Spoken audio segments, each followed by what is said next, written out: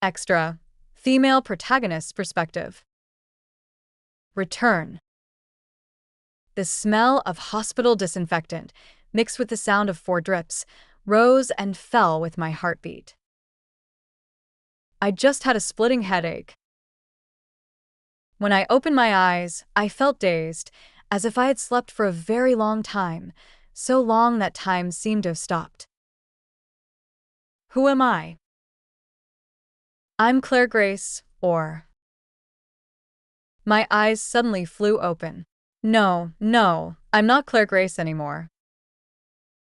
Alexander. I sat up, pulled out the 4 needles stuck in the back of my hand, and ran out without even putting on my shoes. I remember Theodore was on the 8th floor. I didn't even have time to think about who I was or where I was, nor did I care about the crazy looks from the patients and staff I passed. Please, let the elevator be faster. Ding. As soon as the door opened, I ran out. There was a dull pain in my temples like a needle prick. I tried hard to remember which room Theodore was in. When I couldn't, I searched room by room. When I saw the familiar room number, I almost collapsed from exhaustion. I raised my head with great effort, only to see Alexander tightly gripping Claire's delicate neck. Tell me, where is she? This was the first time I'd seen Alexander like this. Others said he had a gentle personality, and perhaps his attitude was softer due to his illness. Even though I initially said he was like a lurking venomous snake, today was different. Today he was like an angry beast baring its fangs, ready to kill its prey with one blow. Alexander. I took a deep breath, propped myself up, and called him. Alexander turned around suddenly, let go of his hand, and strode towards me. When he was about 1 meter or 2 away, he suddenly stopped and looked at me somewhat bewildered. I couldn't help laughing and walked towards him. Only then did Alexander dare to confirm it and rushed over to hug me tightly. His looked better, or mine, Alexander asked sullenly, his head buried in my neck. Yours looked better. I patted him and said angrily, Silly, do you think I was lying to you? No, I believe you. Alexander didn't look up. I was just afraid you didn't want me anymore. All right, I won't abandon you. Now get up. I gently pushed him away, and Alexander responded reluctantly. I walked over and said to Claire, whose eyes were filled with tears from being choked, I'm sorry, Miss Grace. I'm sorry, Claire. I'm apologizing to you on Alexander's behalf. I'm sorry, Claire, for occupying your body for so long. Claire burst out laughing, her eyes serious. I should thank you. You relived my life for me and taught me that I shouldn't compromise. You relived my life for me, freeing me from my constraints and allowing me to face my true self. Claire said to Alexander, Hey, hug your wife for a minute, don't mind me. Then she smiled and hugged me gently. I wish you happiness. I hugged her back and glanced at Theodore. You too. After letting go, I suddenly remembered something and asked Claire with some hesitation. The over 100 million that Carter transferred to you, can you give me half?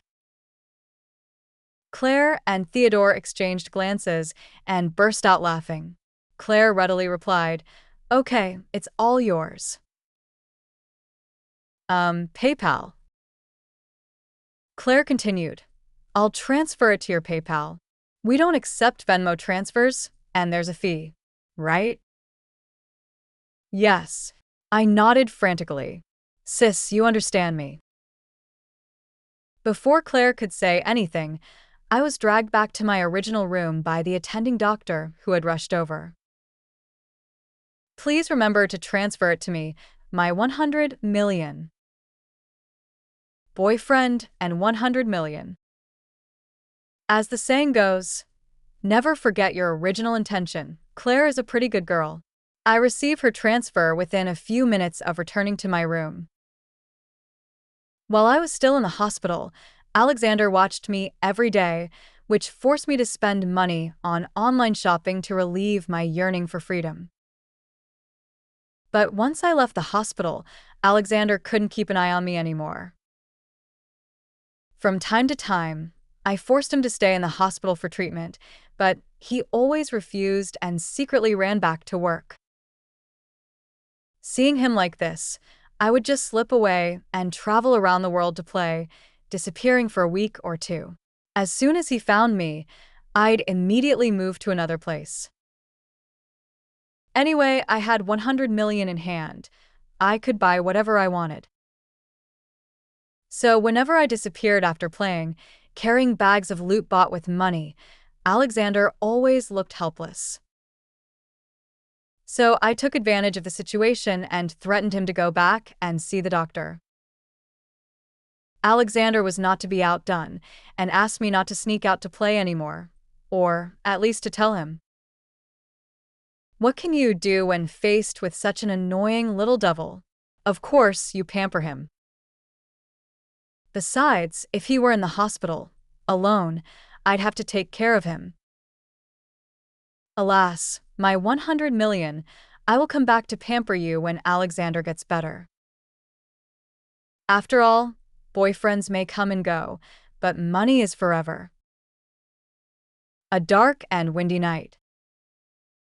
Hello, are you there? Yes, what's up? Come out. Let's do something big.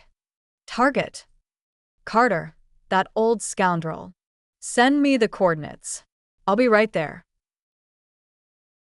After hanging up, I received the coordinates from Claire, put on my clothes, and slipped out. Alexander is on a business trip. No one can keep tabs on me today, wow. Here you go, sis. I'm here, Sister Claire. Claire winked at me. I checked everything out. Carter walks this way after work today. I teasingly pushed her. Not bad, Sister Claire. How did you know?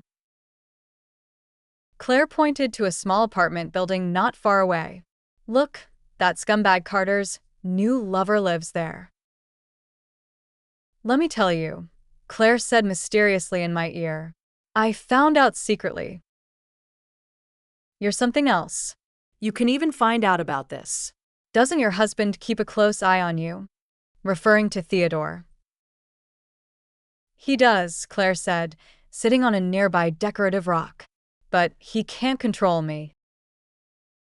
I suddenly felt the low status within my own family, compared to Claire's freedom. Thinking of the fear of being dominated by Alexander, I wondered why I had been so cowardly back then. Here he comes, look. Claire patted me and said, I'll go up and put the sack over his head later. You and your physique. I looked at Claire. Can you handle it? TCH. Claire patted my shoulder with great confidence. We'll catch him by surprise, attack where he's unprepared. Carter looked like he had just been drinking, staggering as he walked, holding onto the wall. Claire followed carefully behind, then performed a perfect sack overhead maneuver, successfully completing the mission. She waved to me, and I trotted over. We started beating him up. Although we clearly knew this was bad behavior, Carter wasn't a clean person either, so we considered it treating the people of a scourge. Carter's reaction was slow, due to alcohol. He could only howl and scream, but couldn't break free from the sack. But after all, a sack couldn't restrain him for long. Claire and I saw the situation was not good and immediately ran away. Phew, I'm exhausted. We ran quite a distance in one breath. Claire stopped first, leaning against the wall. gasping for breath. It's so thrilling. I swallowed, trying to calm my breathing. Hey, after all, Carter was someone you once loved. How could you be so cruel to him? I knew Claire had let go long ago, so I teased her on purpose. When I think about how I actually liked such a thing once, I want to beat him up even more. Claire put her hands on her hips. You know, in my previous life, when Theodore took me abroad, I already disliked Carter. But then, Theodore died, and all I could think about was revenge. If Carter hadn't taken me back to the States early, Theodore. Actually, I found out later that Claire was reborn, though it wasn't exactly a standard rebirth. The plot I knew was what Claire believed was her previous life, and she had come back in this life with those memories. Fortunately, there's still time in this life. Claire came back to her senses. No more talking. It's getting late. I'm going back first. You be careful on your way back. Okay. After beating up Carter, I felt relieved and happily opened the door while humming a song. I saw Alexander sitting opposite the door, waiting for me to come back. You're back, baby. He smiled slightly, looking very friendly, but I got goosebumps for no reason. Yeah, I'm back. I suddenly remembered my family status. Ahem, yes, I'm back. Where have you been so late at night? Alexander asked me, his smile not quite reaching his eyes. Just, Claire and I went out to play. I looked straight at him to make myself seem less guilty. I really have nothing to feel guilty about, right? Oh, really? Alexander looked gentle and harmless on the surface, but every word seemed gritted out. I couldn't maintain my composure. Ugh, my family status. He poured me a glass of water. Who did you go see, Carter. Looking for him to play? Alexander stood up and walked towards me. How about playing with me for a while? No. I'm tired today. Seeing the situation was not good, I turned around and ran, but Alexander grabbed me and brought me back. Tired? Alexander held me in his arms. Seeing me nod quickly, he rested his head on my shoulder. It's okay. I'm not tired.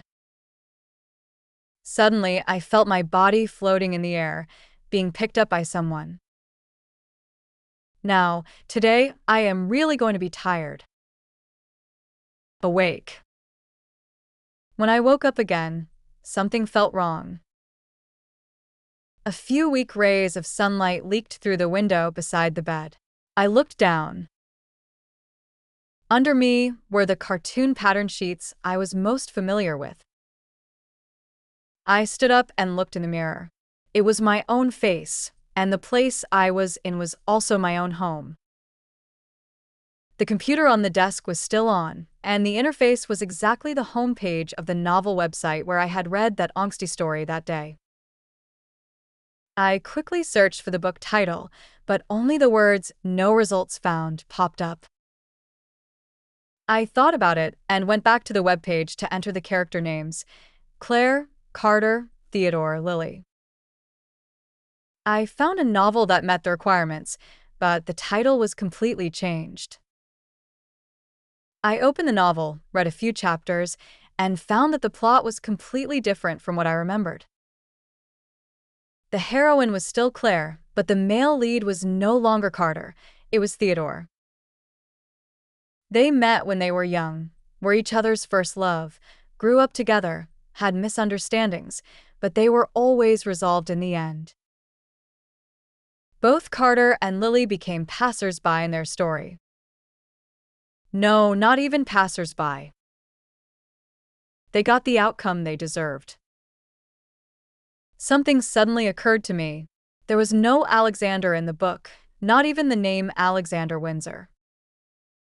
I suddenly felt a panic in my heart.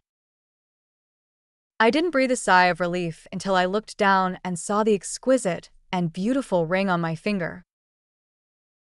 It had been on my hand for so long that I had almost forgotten its origin existed across worlds. Knock, knock, knock. There was a knock on the door, and my mother's familiar voice called out, "My name, someone is here to see you." I answered and ran out to open the door. A young man with delicate features and captivating eyes stood at the door. He smiled when he saw me, his peach blossom eyes slightly narrowed, sparkling as if filled with dazzling stars. I also smiled at him. I just woke from a long dream. Thankfully, my love is safe and sound. The years are long. Why not walk hand in hand together?